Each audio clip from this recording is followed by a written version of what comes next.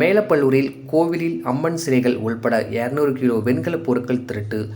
இனி விரிவான செய்திகள். அரியலூர் மாவட்டம் கீழப்பள்ளூரை அடுத்து மேலப்பள்ளூரில் பழமை வாய்ந்த மீனாட்சி சுந்தரேஸ்வரர் கோவில் உள்ளது.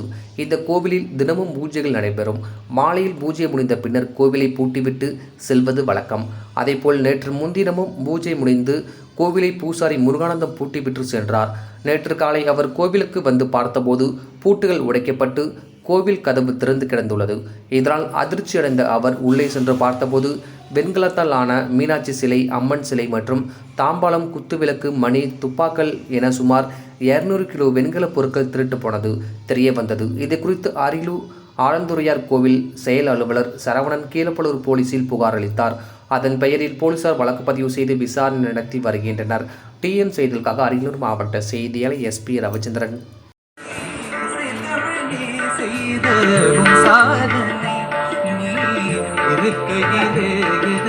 பெரும் சோதனை